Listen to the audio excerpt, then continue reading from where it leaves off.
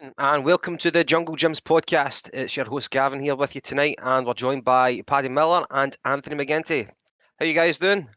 All good, mate. Yourself? Amazing, amazing. Aye. I'm pretty good, pretty good.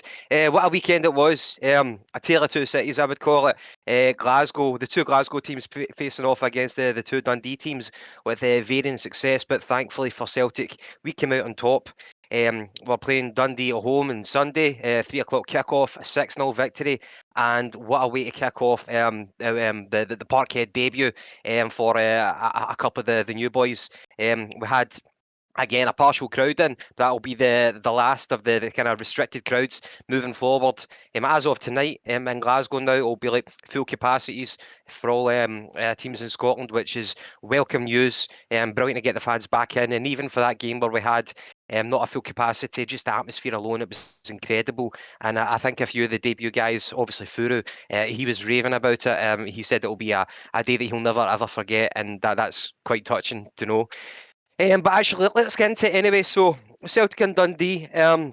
It didn't start off well for us playing against Hearts last week, but we really came back. And it was actually kind of reminiscent for me because last season, if you remember, we played against Hamilton at Parkhead. That was our first game at Parkhead, and we beat them 6-0. It was a beautiful day, and we thought, what a season it's going to be. But obviously, fate had decided that that was not going to be our season. But we've kind of started it off in a similar vein. We've absolutely blitzed the team in front of us. A fantastic performance, and we never really had much moments like that. It was any impressive win that we had last season. It was peppered throughout the season, here, there, and everywhere. But we never really picked up with those kind of good runs.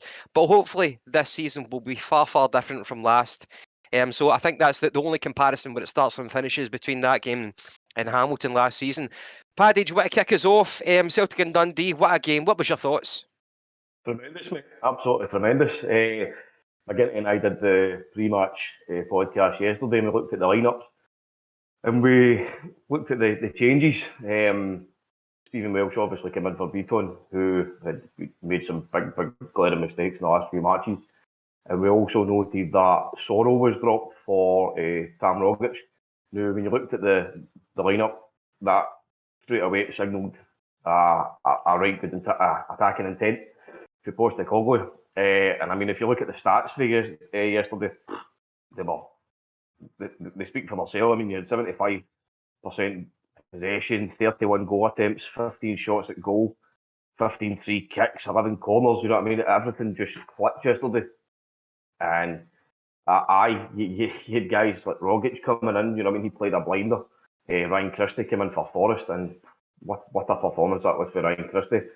And for me, that's definitely a good sign that he's at least looking to put his stamp back in the team again and fight for the team.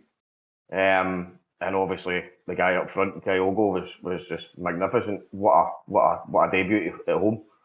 Amazing. It was totally agree with you. I remember when Nakamura, another comparison, I'm going back to Nakamura made his debut for Celtic, obviously another Japanese boy. And I think it was either Dundee United or Motherwell that we played. Obviously, I can't remember it too well, but Nakamura was everywhere on that pitch. He got man of the match. Never actually scored a goal, but he tried his heart out. Everybody was willing him to get a goal. Furuhashi, obviously, a few years later, coming into Celtic Park, and again, what a debut he had, and he got the hat trick, as you said. The stats, as you point out, very, very impressive. McGinty, I know that you can only beat what's in front of you, but I don't think I've seen such a worst performance from an away team at Parkhead for a long, long time. But maybe that's what we needed. Yeah, maybe it is. My old man said it for a few weeks now that we need to give somebody a doing. We need to get a clean sheet. We need to score big numbers and try and get the confidence around the whole team.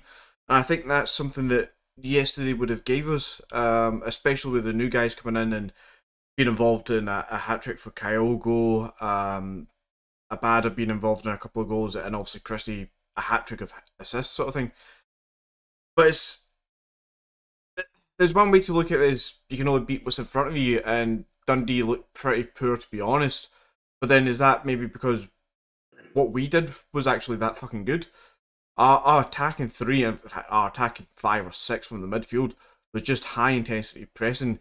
You saw Kyogo winning the ball back in the opposition's D sort of thing on the edge of the 18-yard box. We didn't give him a second on the ball. 6-0 at home, that's a great result for us. This time last year, well, obviously, as you just said at the start there, Gavin, this time last year we were doing similar against Hamilton. But these games last year could have easily been 0-0 by the end of 90 minutes, looking for a late winner. We were comfortable from kickoff all the way through to the end. This could have been 8, 9, 10. Totally agree with you. I think that during the game, we were only reminded that we were actually playing against Dundee by a couple of tasty challenges that they put in against us. Obviously, they get a man sent off right at the end, but I think it should have came sooner. I know that Ralston took a really bad challenge earlier on. But go back to what you were talking about. See, the recording you did yesterday, fantastic. I really enjoyed that. And the two kind of tactical things that you pointed out with Sorrow being dropped and I know that sometimes last season we were playing with two holding midfielders, and yesterday we didn't even start any holding midfielders. And I think Postecoglou must have recognised we're going to get the lion's share of possession, as Paddy said, with 75%. And Beaton has just not convinced Postecoglou, and he brought in a natural centre back, Welsh, obviously young, still a lot to learn, but maybe. A lot of people are thinking it was a wee bit harsh actually dropping Welsh. Maybe Ange is actually thinking along that game is along that line of thinking as well. But getting into the game, sticking with yourself again, McGinty, who were the players that really stuck out for you? Quite an easy question. First and foremost, Kyogo. I'm falling in love with that guy. It's levels of Nakamura-esque already, and I can see it going to levels of Larson, kind of worshipping if he continues this run of form.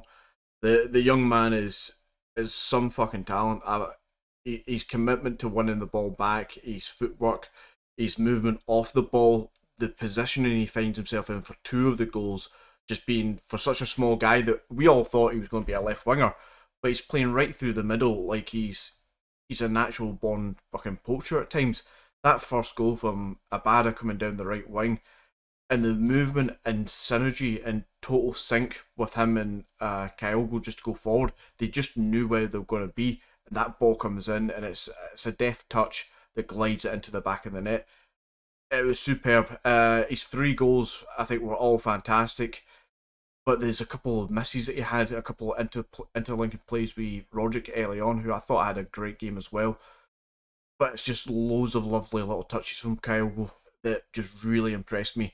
So for me, he's definitely man of the match, but he wasn't the only one. And I'll hold my hands up here now. We're only, 8 minutes into this podcast, and we all know what I've been like. But Ryan Christie, hands up. The guy has been good so far this season, and that was a performance at one of his best I've ever seen. His commitment as well, and his drive in that left flank. Little touches, back heeling the ball, laying it off for one of the goals.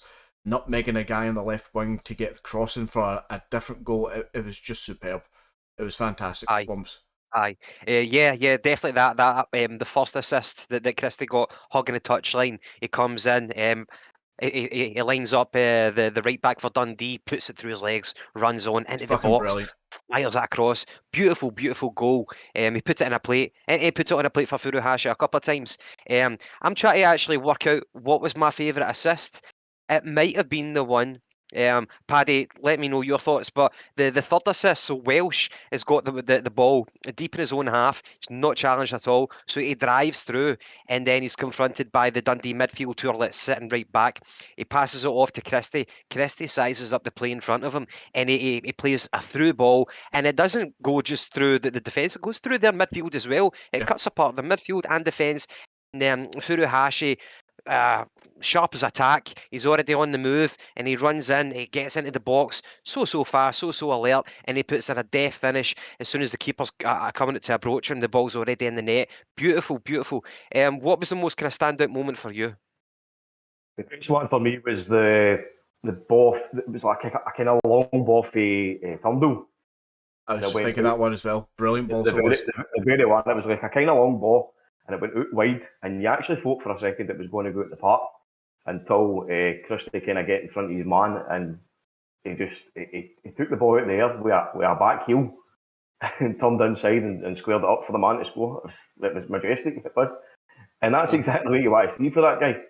Because obviously he has got the confidence to do that, but It's when he plays for Ryan Christie and no for Celtic, which he saw last season, which nobody likes at all. It doesn't translate into the team play, but he was definitely playing for the Badge yesterday, and it was it was great to see. What I did notice on all was with the amount of attacks that we had yesterday and the amount of attacking players, attacking intent. We didn't have one offside. Did we Yeah, not? I noticed that. Not one offside, which is it's tremendous. I mean, That if you is- look at if you look at Kyle Go's link up play, he was playing through the centre, the forward position. Even when he was dropping back, he's back to goal. He was getting a quick touch on, and he was turning as soon as literally the ball had left his feet, and he was right in heading for goal, waiting for through balls, waiting for passes, waiting for crosses. It was tremendous. Aye, such a good feel-good factor for yesterday. Absolutely loved it, and that's maybe the first that we've seen, the first proper example we've seen of that bums off the seats thing that the Ange wants to bring to Parkhead. Absolutely beautiful, and another kind of standout moment for me. At first, I thought I was watching Dennis Bergkamp. It was actually Anthony Ralston. What a goal he scored! Zlatan Ibrahimovic would be proud of that goal. I'll tell you, he's taken some of it as stick as well at the start of this season and obviously previously. He isn't the Celtic class that we need, but his heart and his passion is all there in abundance, and he deserved that goal. He definitely deserves that goal, and he deserves the plaudits for it. It was well taken, really well taken goal. Listen, Aye. I've given him as much stick as anybody, Gav, but you were spot on, mate. He plays like he means it. Do you know what I mean? He gets in, he gets involved. His heart's there. Quality might not be there at times, but you can't deny that the last two goals that he scored have been absolute belters. And it's a bit telling as well that they've been on his left foot, which isn't his strongest foot. But then that's what Weird. Ange wants, isn't it? The cutting in, inverted fullbacks, cutting in from the wings. So it's all falling into place, seemingly. So, Paddy, do you think we can be greedy enough? Do you think we can be greedy enough to feel entitled to more high-scoring performances like that, even at just Parkhead, until we kind of gain our confidence in the SPL, etc.? No, I don't think you can be greedy in expecting that. But if your manager coming out saying that this is his attacking style, this is the kind of emphasis that he wants to put on his team, the way he wants him to play, then you're buying into that. If you're buying into Ange, so you're not going to expect it, but that's what you want to see. You know what I mean, you want to see people actually coming through with what they're meaning. It's refreshing hearing Ange speak. Not often you feel that you can actually trust the manager's word, and when he says things, about transfers, I know I'm going off on a wee tangent here, guys. When he says things about transfers and how he hopes to get another couple in this week, I think it was in his post-match interview there, you actually feel like he means it, like we actually are attempting to get 2 or 3 in this week. So I'm looking forward to it. Hopefully we see something. Aye. I love his interviews. I think all the Celtic fans do. Very, very refreshing. Night and day, obviously, to Neil Lennon, but maybe they do have some small characteristics that they share in terms of they can be quite prickly in terms of questions that they don't like, but maybe Ange is just doing it in his own kind of cute way to rebuff any silly questions for a reporter. Whenever the reporter pointed out that there was a little bad point whenever Abada was arguing with Eddie for the penalty, and he's like, "Oh, I'm surprised you could actually pick out a bad moment in that game. Well done, mate." Aye. So he's very good. I like that. As you see, it's little digs that he says it with a smile on his face. He says it honestly because we're all thinking the same thing at some points. Come on, mate, do you have to bring up a bad point? So it's nice to see him a wee jibe there. Just puts the reporter in his place, lets him know. Got his card. Absolutely. Aye. True. Guys, I do want to move on to the Jablonec game briefly, just to talk about it. I know that we played them last week, but just the final point and what we've seen from Furuhashi, and in that game in particular, obviously he's impressed a lot of people. I think maybe some people had thought that he would be our predominantly left forward Obviously, a bad on the right, and maybe Forrest are interchangeable. But Eddie's now been dropped for the past 2 games as the starting centre forward, and we've played Furuhashi instead. So can he be the main man at centre forward, or do we need a high caliber replacement for someone of Eddie's stature? Paddy, over to yourself for that one. I still think we need another striker in. Furuhashi's clearly at the inform forward, so he's got to continue there. It's it's kind of refreshing as well that Edward was dropped in the first place, because we spoke about that a couple of weeks ago, that his form just wasn't there for whatever reason. But how long did you continue? How long could you continue on playing him just because he was previously your main man? And just made the big call, dropped him, brought in Furuhashi, and it's working. It's clearly working. So you can't change it. It's now up to Edward if he wants to stay here and play for the club, or even if he can't get a transfer, he's still going to be at the club. So it's up for him to prove a point to himself, and to, if he wants to prove a point to any suitors, that he can challenge, he can get his place back, he can provide quality to a team. Aye. And McGinty, a massive contrast between Christie and Eddie. We think that both of them are leaving. Christie probably sooner than Eddie because of his contract length. But it looks like Christie, whether he wants to stay with Celtic or whether he's trying to impress his new suitor, he's doing everything he can to help Celtic anyway, because that's going to achieve his main goal. Eddie, don't know what's going on with Eddie, but massive contrast. Yeah, massive contrast between the two of them. Massive contrast with Christie from last season. He's made no secret, especially his dad, that he wants to go down south. And fair play to him. We all know Celtic's not the be all and end all for the vast majority of players in the world. So if he wants to get his move, fair play to Ryan Christie. He's buckling down. He's shown what he can do. He's getting back to some of the best form we've ever seen him play. And if he gets his move and he gets us a few quid for it, battering. If he doesn't get his move and he's playing to stay here, then get the contract back on the table. And as Ange said yesterday, I'm going to paraphrase him here. If games like that yesterday don't convince you that you want to play for Celtic and you want to be involved in this, then nothing's going to impress you. So it's up to the both of them. If they want to be here, you've got a year left in your contracts, or rumoured to be 6 months. I'm pretty sure Christie's a year though. But if you want to be here, sign a new contract, get involved, get on board with this, or in my opinion, get the fuck out. And it's good that Edward's been dropped. Kyogo's the informed striker, as Paddy says.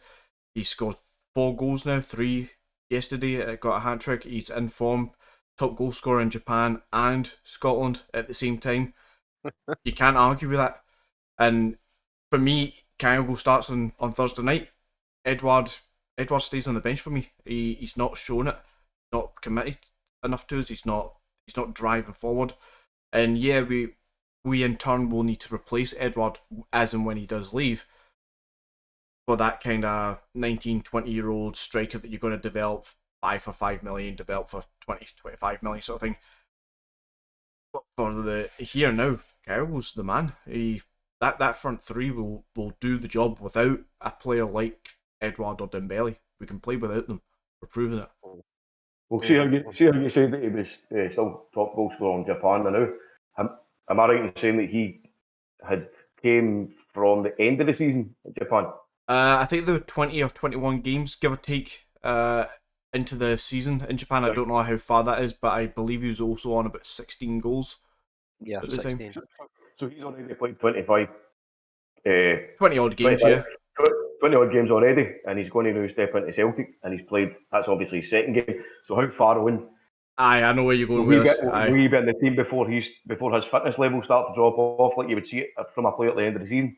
So I mean, you can't continue on with him as the main man for another full season. I think come your December time, if we can get I don't know if we're going to get a wee 2-week, 3-week break in December, January this time or not. But I think come around by that time, you're maybe going to have to look to say to Carol, go, look, sit on the sidelines, go see the countryside a little bit, go see a castle for a weekend or something, just have a bit of R&R. Because at some point he's going to have to be, because otherwise he's going to be going 18 months from the start of the Japanese season through to May next year. You can't expect that, but that's where, if you're keeping Edward, you would expect him to again push for his place, or even a Jetty. You know what I mean? I don't know what's happening to him, but you've also got the Mr. Instagram on the bench as well. Sorry, he was in the stands, wasn't he? On the phone. He was in the stands, aye. To be fair, I don't see. I've got a soft spot for Jetty. I've got a soft spot for Barkas as well. I think, I don't know. I think there's a lot more to come from both of them, but we're not seeing enough to persist with them, to give them the chance and the run of games that they probably need. They probably need 5, 6, 7, 8 games in a competitive field with support to get them to where we want to be. We've not got the time for that. They're going to have to work this out themselves in some fashion, but in the meantime, we need another striker to give Kyogo a rest. And we don't seem to have that at the club just now for numerous reasons. See, that's what you're saying about Barkas. Now, I didn't want to be bringing any negativity about yesterday's game, but did any of you see the video that one of the fans put up for the warm up? Yeah, I saw that. So Barkas is basically in goals for the shooting warm up, and I swear it's embarrassing. The guy literally just stands in the middle of the goal.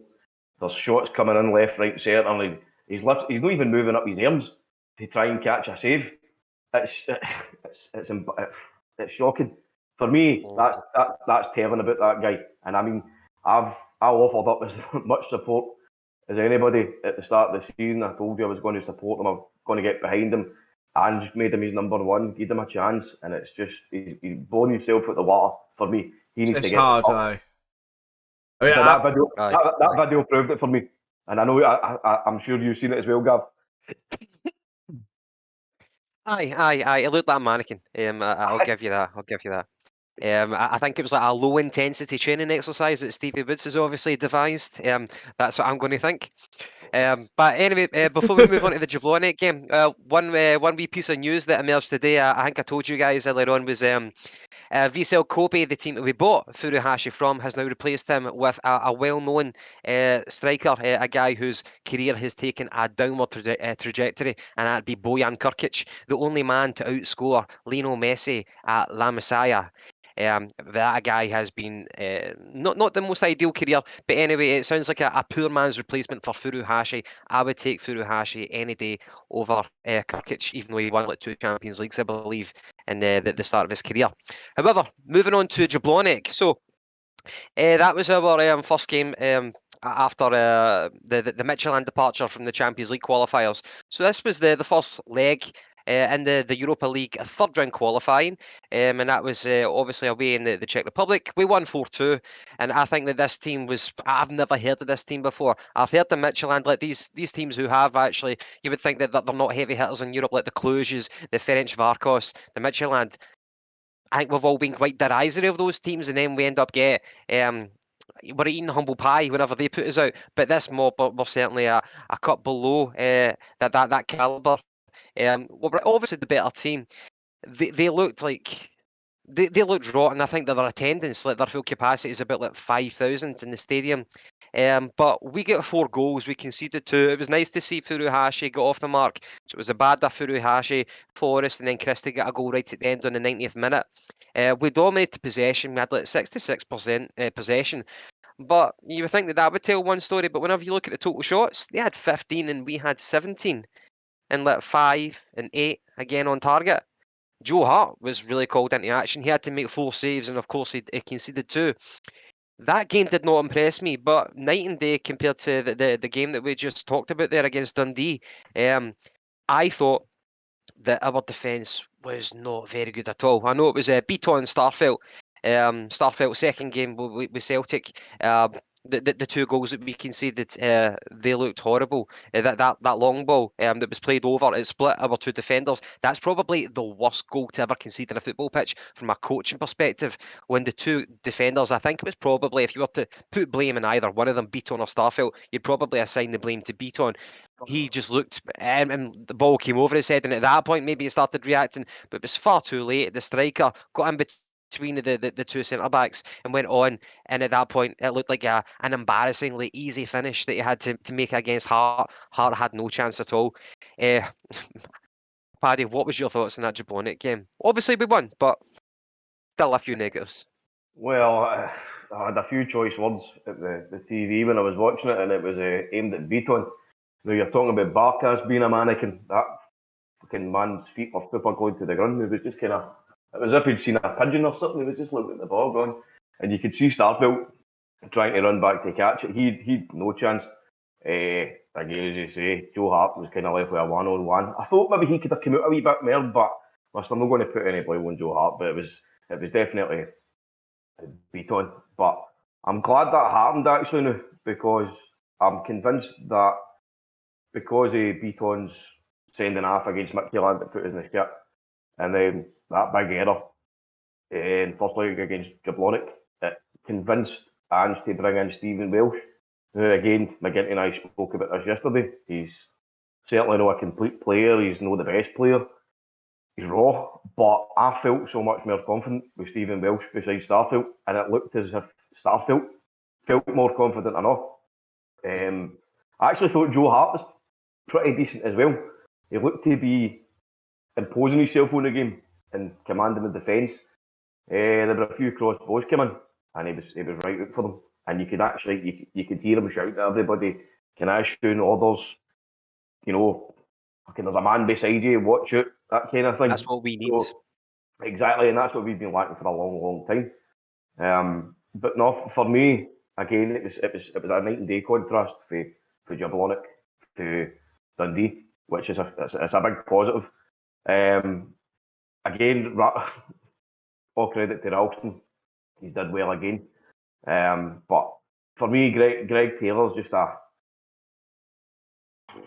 kind of easy Aussie. Do you know what I mean? He's not imposing himself on the game. He's not getting involved that much, even though he is. Do you know what I mean? It's just almost like a kind of meh. For me, he's the weak link in that back five of Ralston, Welsh, Starfield, Taylor, and Hart. Aye, it's quite worrying because if you've got a half-decent team and they've got tricky wingers, they'll be having a field day against Ralston and Taylor going up the flanks. So, McGinty, a kind of double-barrel question for yourself. How minging is our defence? And over the past two games anyway, what's your first impressions of Starfield? The defence is honking. I missed the game last week against Jablonec. I was working, unfortunately, but I've seen the goals to grab some sort of understanding of what the hell happened. Am I right in saying that Beaton was at fault for the first one with the ball going over the top, and then he was at fault for the second one where he actually poked it into the back of the net on the line when it looked like he could have just fucking hooked it away at the same time? So he's actually technically credited as an own goal, I think. Yeah, I think you're right. However, just to give further information on that, I think Paddy had pointed out during the game, because he was bloody raging, the WhatsApp was pinging with messages. I think it was Ralston had got far too advanced. We got exposed in our right back position, and at that point, the attacker was then confronted by Starfield, who had to come out and stand them up. And at that point, the boy just drifted out a little bit, and then he hit a shot, it deflected, and they went towards the post, and as you said, at that point, Beaton comes clambering back like a fucking donkey, and he should clear it, but he puts it in the net. So yeah, That's just reminding me, Gav, was Ralston no fucking centre mid? Probably. He's probably been inverted wing back at that point. Yeah. I know, but I'm sure he ended up in fucking centre mid, and he wasn't even anywhere near the ball. He was still doing his Dennis Bergkamp impression. This is the thing, and it happened, I'm pretty sure this happened against Hearts as well, where Ralston ends up coming inside, because this is what Ange wants the fullbacks to play, is that inverted wing back fullback thing, that it leaves the two centre backs kind of spread out and vulnerable. And I'm pretty sure one of the Hearts goals was almost the same, where it comes over the top a little bit, there's all that empty space, the ball comes around, and Starfelt's kind of caught out, has put the challenge in. It's that weird swooping challenge that he puts in and hooks the ball out a little bit, kind of awkwardly.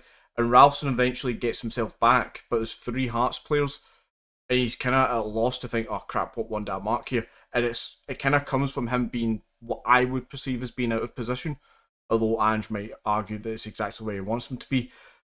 But I think that and the Jablonic goal and stuff, I think it highlights how bad our defence is. That, yeah, okay, we can tell that they all have heart and they're all trying their best and all the rest of it, but the two fullbacks are not at the level to play this kind of football. And I've said it on the websites, I've said it in the group chats and stuff before, that Ange needs to figure out either how to get two new ones in to play his style, or make that back four a lot more simpler and don't give them so much work. Because middle to front, we look great, but at the back, we look really vulnerable. And I think that's probably why people like Joe Hart, when he comes into that game against Jablonic, he gets away with not being kind of blamed for anything, because he's still, everybody who comes into the first game in the debut, they have to learn what's in front of them and who's beside them.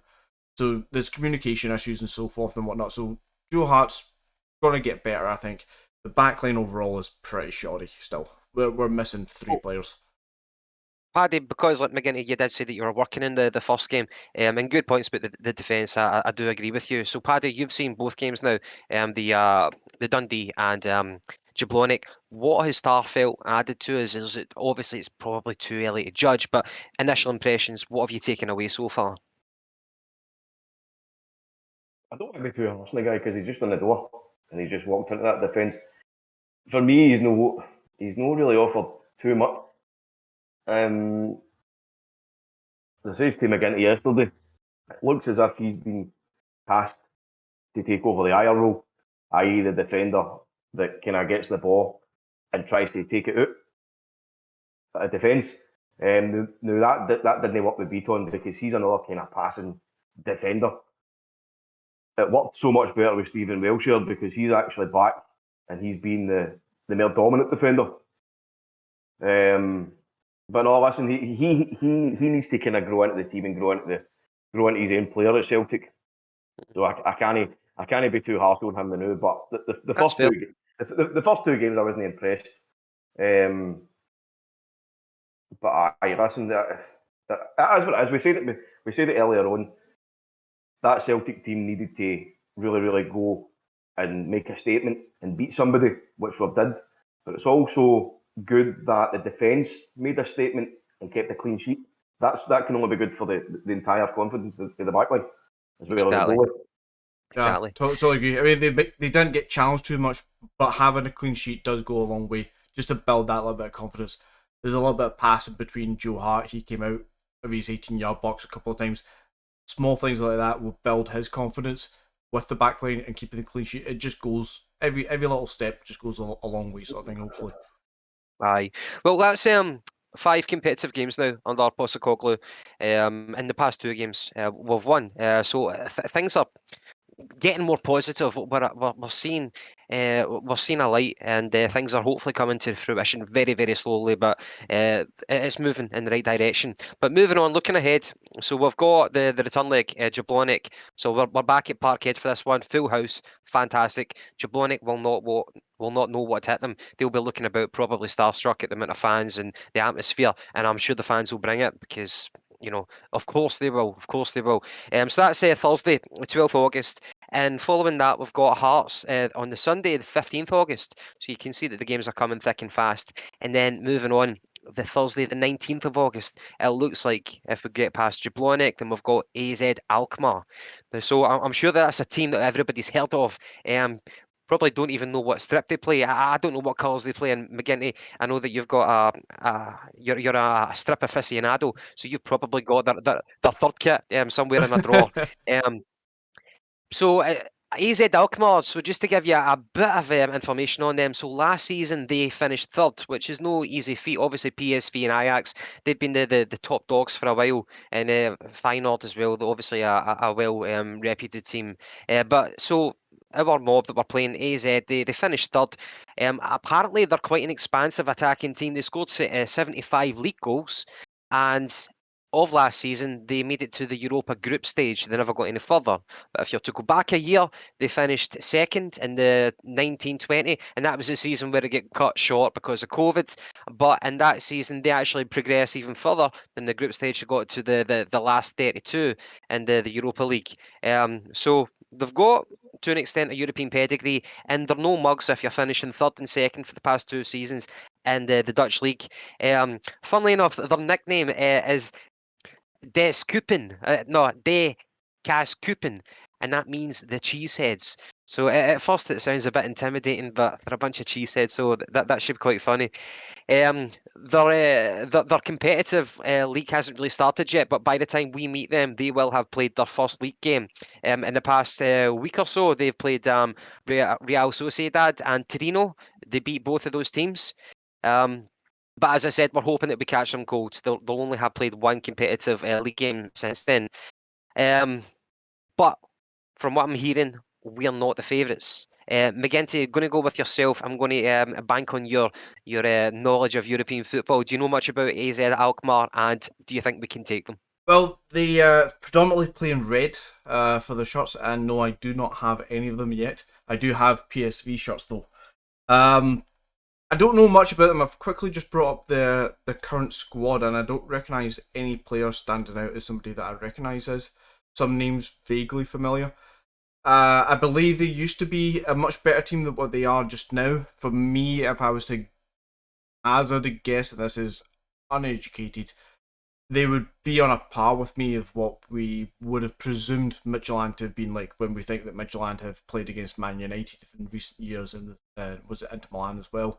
They're probably on a par with that kind of caliber of team when they're flying and when they're doing their thing. I think you hit it right with the hope that we're going to catch them cold. It will be only their second competitive game. Hopefully we are, by that point, another game under our belt, and we're kind of flying at that point. So hopefully we hit them early, we get a couple of goals in. It's going to be tough, but if we can manage it, it's not out with our realms of possibility. AZ Alkmaar, they're the kind of team that we should be looking to beat in European competitions in the group stages and looking to get some maximum points off them, and then obviously, hopefully, progression stages. So this is a good challenge for us. But I don't think it's an impossible task, especially considering they're at the early stage of the pre-season and start of this season. Interesting. Well, Paddy, moving on to yourself. So if we do, again, a bit of an unknown quantity, but if we do get beat by Alkmaar, if we don't, I don't want to think too badly, but if we do get beat by them, then correct me if I'm wrong, we're going to go into the Europa Conference League. So how bad does that sound? And another thing, the actual name for the Europa Conference League, they should have given it a more sexy name, because back in the day you had the European Cup, the Cup Winners' Cup, and the UEFA Cup. There was prestige with all those trophies. The fucking Conference Cup, that sounds like a poor man's competition. Obviously is, but dress it up better, man, for the TV rights. And who's going to be tuning in for that? If you won the competition, would you be celebrating it? So what's your thoughts? If worst comes to worst, if we do get put out, will you be embarrassed to make your competitive debut in the Europa Conference League, man? It fucking sounds terrible. It's pretty pish that name, innit? Is fucking hell. I'm just hoping, like, because obviously the Europa League kind of theme tune is pretty pish compared to the Champions League. So, what the fuck's the Conference League going to sound like? Is it going to be like fucking, I don't know, fucking Neil Diamond music or something? But fuck knows. But listen, I'm not going to lie, mate. I'm on the phone now. I'm just googling the AZ team now, and there's only about 4 players that I kind of, maybe 5 that I kind of recognise. You've got Bruno Martins Indy, who played with Stoke, I think, a few years back. I remember him. A guy called Owen Wijndal, who's a Dutch left back. I'm pretty sure there's a boy in defence. He went to the Euros with Holland. I don't know if he played many games, but he was in the squad. That must be what I remember the name for. And I'm pretty sure this rings a bell. I know there's a boy called Maxim Hullet, and I recognise that a little bit. I've got a wee inkling that that's Ruud Hullet's boy. But you've also got Jordi Clasie in the midfield, boy for Southampton. Yeah. Did he go for Ajax to Southampton and then back? No, I think it was Feyenoord they went. Right. from Feyenoord to Southampton. But he actually looks a wee bit like you, Gav. Take that as a compliment. I'm sure he's a good player as well. Listen, no, I've not really been keeping up much with the kind of European football as much as I used to, but I'll leave that to the scouts at Celtic. Aye. But no, listen, obviously if we beat Jablonec the second leg, then we qualify for the Europa Conference League. Do we qualify straight into the group stage at that point? I don't know, but I think we're definitely. Well, I would imagine so. I knew it was a case of if we'd won against Midtjylland, we were guaranteed some sort of European football, regardless, because of the way it would have just knocked down if we kept getting beat, sort of thing. I'm not sure if that's the case with this one or not. I can't be Well, sure. put it this way: how harsh would it be for St Johnstone if they do beat Galatasaray in the return leg back at Perth?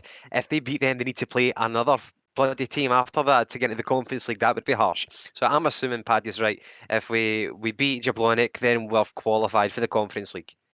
Hopefully. Anyway, as we said, a bit of an unknown quantity, but I think I would be more kind of timid of playing this team than I certainly was against Midtjylland. But going back to the start of the theme for tonight, a tale of two cities. So of course, Celtic were playing Dundee at Parkhead, and our rivals Rangers travelled away, and they played Dundee United away from home, of course, in Dundee.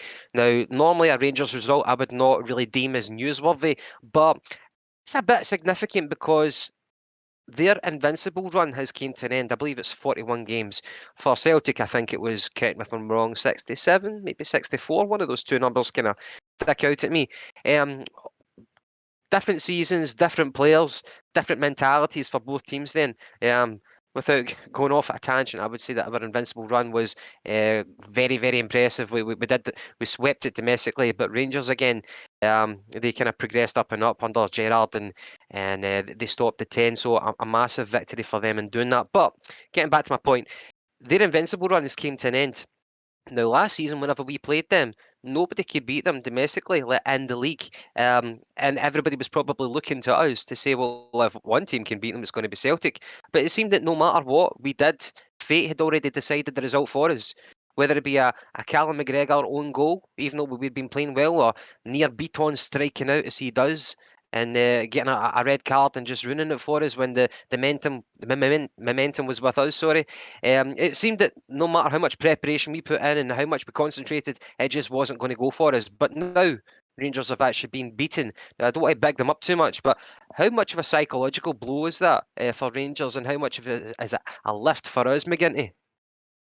I think it's got potential to change psychologically the dynamics of this season. You take Rangers last year, credit where it's due, they went through the league campaign unbeaten. They won the trophy, and fair play to them, credits to them, all the rest of it. We know what our flaws were last season, why we didn't win it. But they went through the summer months thinking they're on top of the world. They already thought they were getting Champions League money this season and next season. Them getting beat off Malmo is not a surprise to anybody outside of the west coast of Scotland. Everybody knows that Malmo's a half decent team, so it's no surprise that Malmo are winning that tie currently. So if they get beat, was it tomorrow night they're playing it again? Tuesday night? If they get Tuesday beat night, again, right. 3 defeats in the row, that is psychologically a massive sucker punch to the Rangers and the mentality that they have right at the start of this season. I mean, they laughed at us and they gloated all last week when we dropped points to Hearts. They thought that was it, 3 points clear. They thought it would be 6 points clear by the end of this month when they would beat us, sort of thing. They had it all in the bag within the first month of the season. Now, less than a week later, it's all changed. Celtic are above them in the league on goal difference. We went out to Midtjylland, but we know why. Again, we know why we went out to Midtjylland.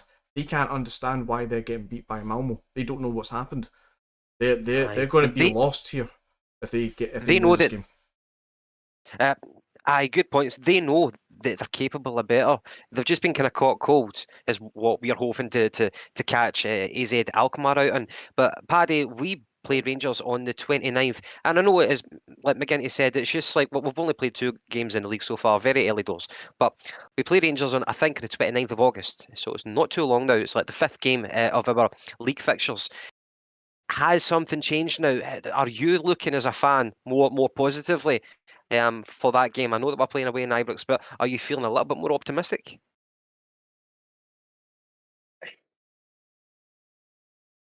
I think it will depend on the next couple of results for me.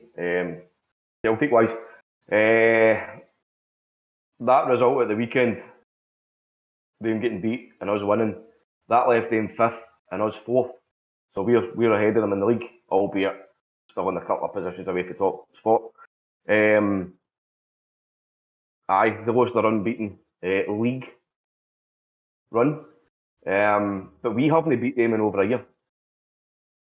So we need to rectify that. It's a hard task going to Ibrox, especially for the kind of first OF game of the season. So we need to go there and kind of play with the same intensity that Dundee United did against them. I watched the full game and I thought Dundee United were immense. They never gave them a minute. They were in their face. They were attacking them. They were closing everything down. And they had a right good go at them, which we've spoken about before, what can happen when a kind of lesser team in the league actually comes out and has a go at you rather than just sits back and lets you play their game. So that exposed flaws in their team and their players, which we all know that's there.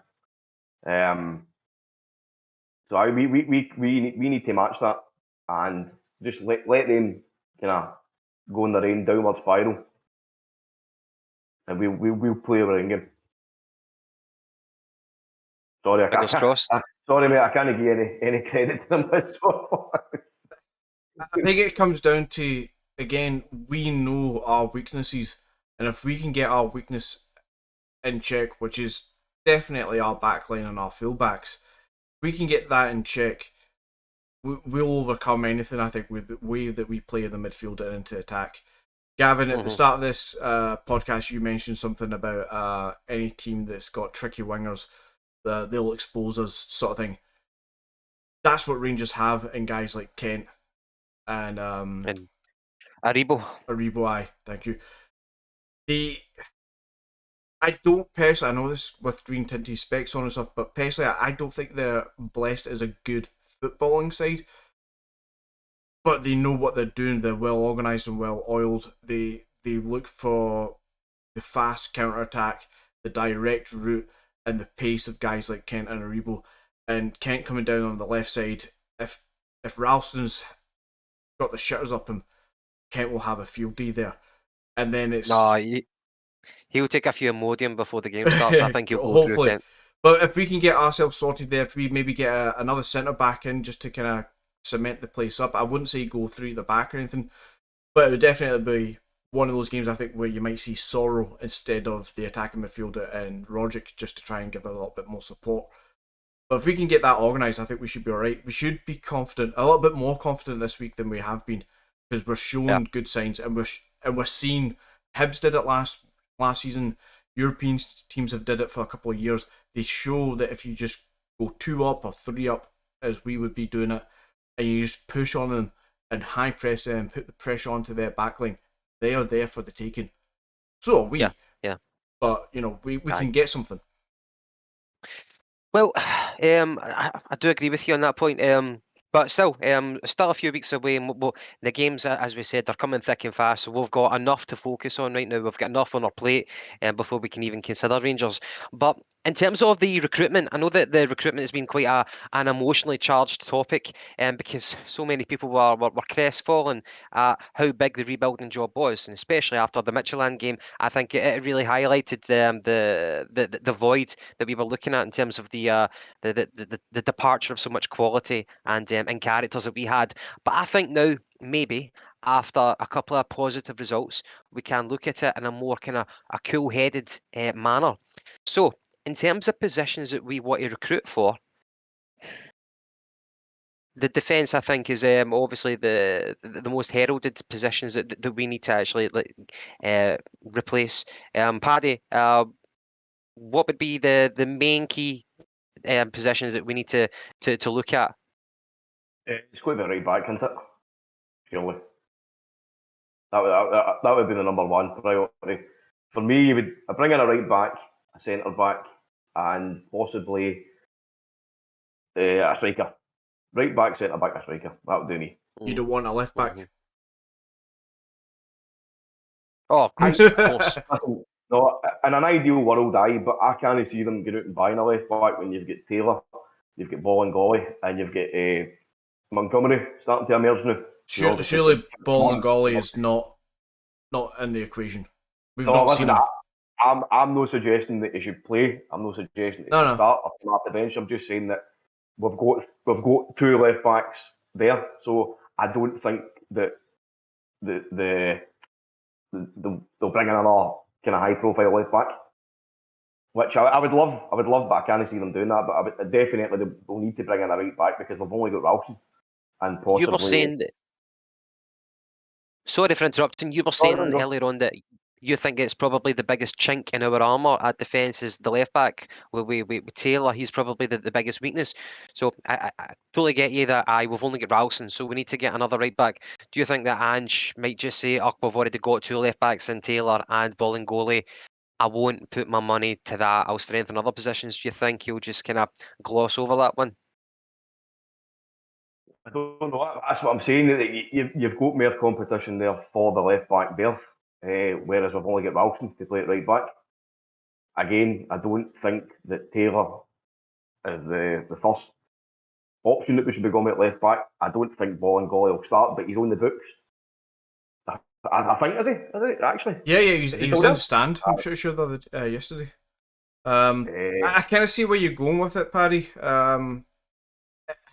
If we're only to get one more player, which is not enough, we need more. But if we're only to get one more player, it has to be a right back. Okay. It just has to be. That's got to be first player in. Aye. But, no, I don't mean to put the handcuffs on you and say you're only allowed one player. For me personally, I'll tell you what I think. So I would spend on a right back and a left back. As much as I would like another centre back in, we've got at this point we've got Starfelt, we've got Beaton, who's not. Beaton is just like your last resort. You've got Starfelt, you've got Julian, who might be coming back at the end of this year, and you've got Welsh. I think the four of them can probably hold it together. But I would definitely buy a right back, definitely buy a left back.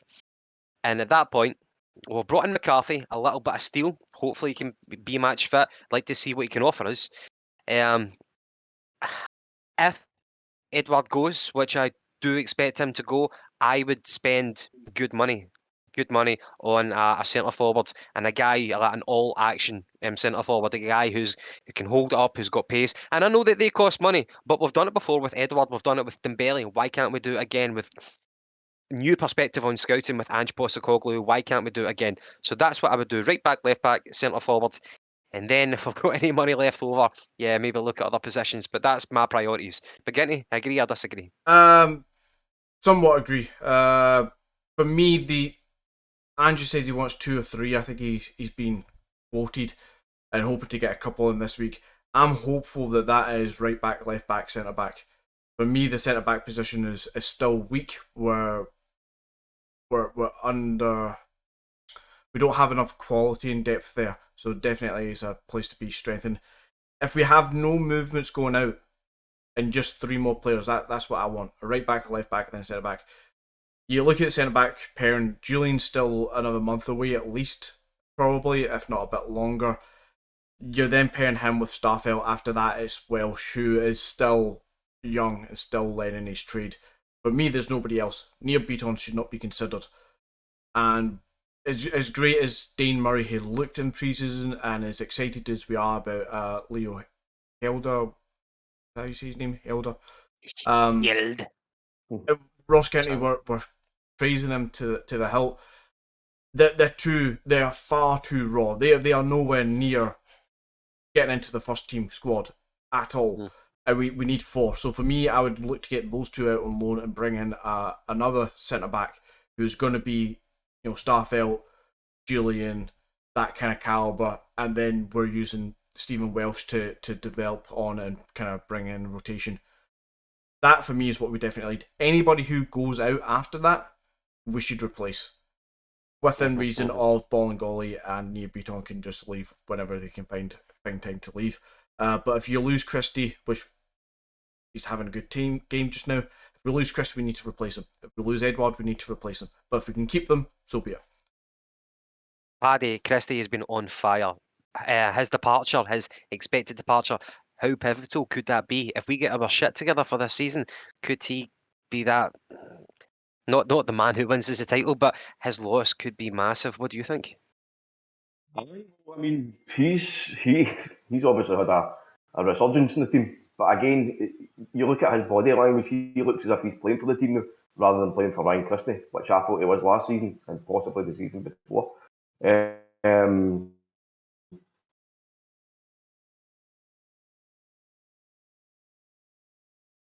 but he's another experienced head. I mean, he's played for the Euros, you know, definitely bring added character, a wee bit of steel, which he can. But again, that's getting him back into the fold is getting more experience into the team, which I think we're possibly still lacking. Maybe a wee bit in centre half, definitely right back. I mean, Andrew said that we're definitely looking to try and get 2 in this week, I think, don't we? So for me, I would try and be. I think one of the names that was mentioned was Carter Vickers for Spurs. Now, he's a player of that calibre. I would like a big 6'4" brick shithouse. Do you know what I mean? Kind of no particularly no nonsense Bobo Baldi-esque, but he's somebody that can rustle it up with the forwards, which I still think we're a wee bit shy in defence. So I think who's the other boy? Is it Buta at right back? Buta the right back, yeah. Was he at Antwerp? He's at or something? Aye. In Belgium. He's kind of pacey and direct. It sounds like that would suit what Andrew's trying to play here. I don't know. Another 5'7". I heard he's 5'7". The Buta boy. Aye, I could be wrong, but that's what I've heard. Frimpong couldn't have been much shorter, much taller. And yeah, he wasn't Roberto Carlos. That's the only short arse centre half or short arse fullback that I would want to accept. Aye. Guys, one significant thing that's happened in football, Lionel Messi is no longer a Barcelona player. Who would ever have thought that? Who would ever have thought that? The wee boy, 13 years old, came over for Newell's Old Boys to Barcelona. He's been living there for the majority of his life. And Barca have fucked it that much for themselves financially with the old board, with the old chief executive, that the rumours are he's going to be joining PSG. McGinty, I know that you're a massive Barcelona fan. What was your reaction? How gutted were you? I think for me, he's the best player ever to have played. I'm gutted, yeah.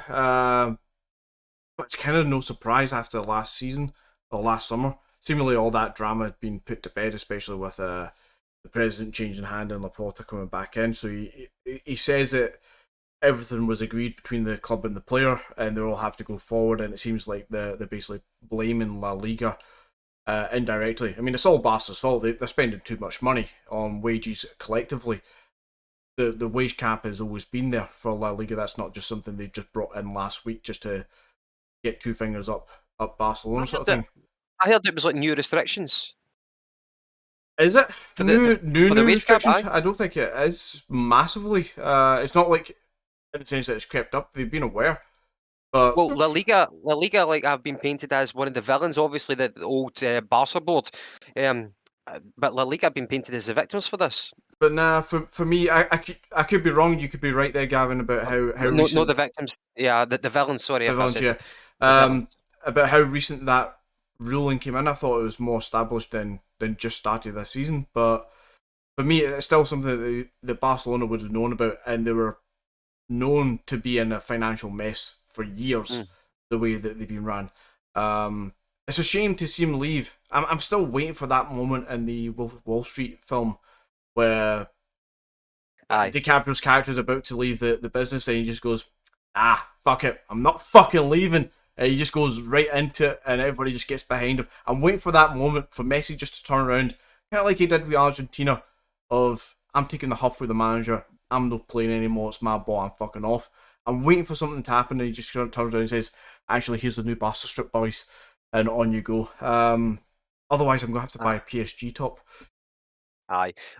Paddy, to yourself, is Messi the best ever player you've ever seen? And can you think of a time, if you can imagine being a Barca fan is what Messi is right now, but as a Celtic fan, as a kid, what was the one departure that broke your heart the most?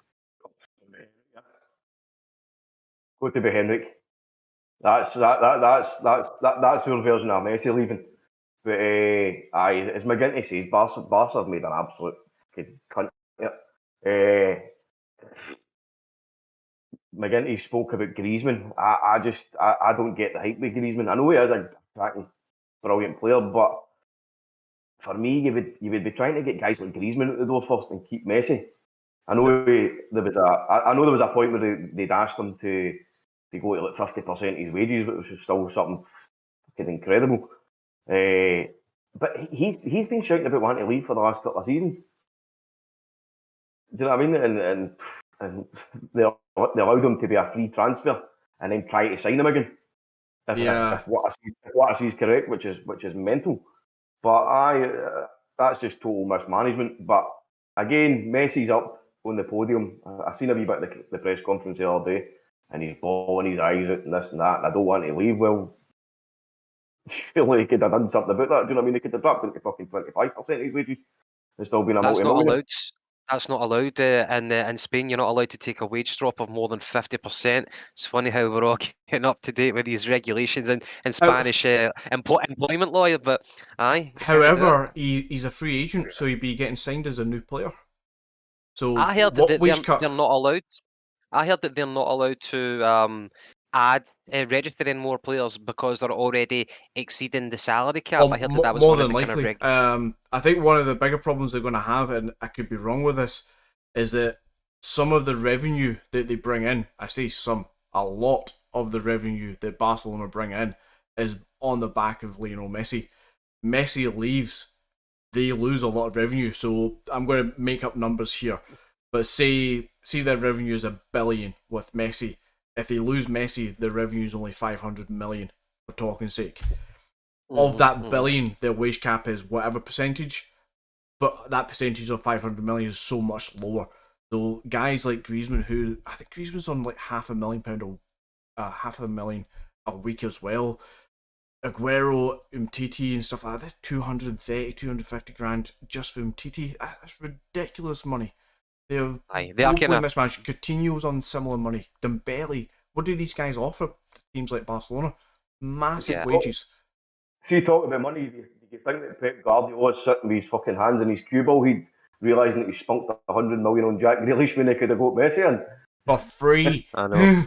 Mental, because I would believe Messi would probably walk to Manchester City to work with Pep Guardiola again. I don't think he's got any real desires to play in England. He doesn't come across as a guy who wants to come to prove the pundits. I think he wants to go win the Champions League if he can somewhere before he moves on to, no doubt, MLS or even Japan, maybe hook up with his old pal Iniesta. But Did it play as Furuhashi? Yeah, pretty much. Maybe Barcelona should have signed Kyogo last month instead of us if they had the foresight. Aye. It's just mental. What a transfer window that is for PSG, by the way. What a transfer window so far. You've got Donnarumma in for free. You've got Ramos in for free. You're talking about Messi. They've signed Hakimi. It's frightening. Their team's frightening. If they've got a front line of Neymar, Mbappe and Messi. Aye. And even Di Maria at that point. Di Maria's back on the bench, you know? You look at the midfield with the likes of Verratti and stuff, the back line with Thiago, Ramos, it's ridiculous. Put £100 on them winning the Champions League. I mean, if they can't win... Kimpembe, I'm a big fan of Kimpembe, the centre-back. Honestly, throw £100 on them winning the Champions League if you've got the money, especially if they sign Messi, because if they don't do it while having a team like that, they're never going to do it. They signed that Wijnaldum as well, with a free transfer. Wijnaldum's there, aye. Another one. Liverpool will be feeling the loss for him. But as you said, it changes the landscape in European football, and it's just a shame that you've got such a large concentration of brilliant quality players that are plying their trade in France. Why? You know, the competition in the league.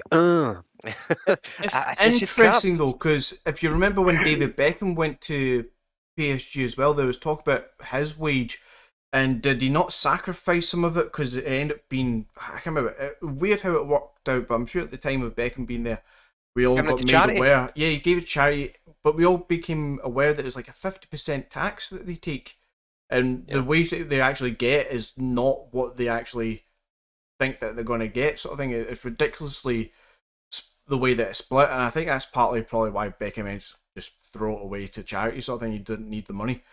Yeah. So Aye. yeah, why do these players end up playing for these teams if it's not winning the Champions League? You save money, but then they're losing half of it to the taxman, presumably. Aye. Great point. Surely even half of what their earnings fucking still astronomical. Well, I I Got know. to be I honest. know. I'm sure they'll have very, very clever accountants as well to try and get around any loopholes. But I'm sure um, definitely people like Neymar and Messi. yeah. Aye, they've already been stung for it in Spain. And saying that, Mm. everybody gets stung. Even Mourinho and Ronaldo got stung for it by the tax authorities in Spain. But aye, Champions League football this season should be entertaining. Fans back, a new look. A new look Barcelona with like people like Depay and stuff like that in, and obviously a new look PSG, a strengthened PSG as well. So definitely something to look forward to, and I'm sure we'll see McGinty at some point this season with a PSG top. More than likely. Guys, been through a lot of points today. I've really enjoyed it, especially after harkening back to that Celtic and Dundee game. What a feel good factor, and looking forward to the season, come what may. But the positivity is certainly back in, and of course with the full fans, the full capacity at Parkhead. So things are looking brilliant for us. I just want to be positive. So the next game we've got is Celtic and Jablonec. That's Parkhead on Thursday, the 12th of August, and that's at 7:45. The previous leg that was on BBC Scotland, so I'd imagine that it'll be the same broadcaster showing that rather than Premier Sports. But we hope to obviously touch base around that game, whether we do a pre or a post review. But looking forward to it, guys. Anyway, Paddy, final thoughts over the weekend. Just a brilliant performance. Again, we made a statement. The way we're going to play and try and play attractive, try and entertain the fans. Only 24,000 get in, so hopefully the next game it will be 60,000 getting to see that. And McGinty. Yeah, all positives for me. This time last week we were maybe a bit on a downer, but positive from the weekend. Jablonec at home, I think we all can agree that we should be winning that by a couple of clear goals again, and then some was it Hearts at the weekend to make amends. Yes. I think we're on the good foot now. I think we're looking positive. Absolutely. Aye, and Hearts is that's the league game, not the league game, the cup game. That they're starting quite early this season. But it is what it is. Looking forward to it. So, guys, pleasure. And for the viewers as well, we are now on Twitter. That's the Jungle Gym Pod on Twitter. And obviously, you're watching us on YouTube. So, if you can, please do us a favour because we're just starting out. So, please hit the subscribe button and hit the like button because that will do us a massive amount of favour and try to build this podcast. So, as well as that, share it with your friends, share it with your family because we want to kind of build in this and get more members in. So, hope you've enjoyed it. I've enjoyed it. Guys, thank you very much, and I'll see you Thank you, round about guys. on Thursday then. Excellent, guys. Thank you very much.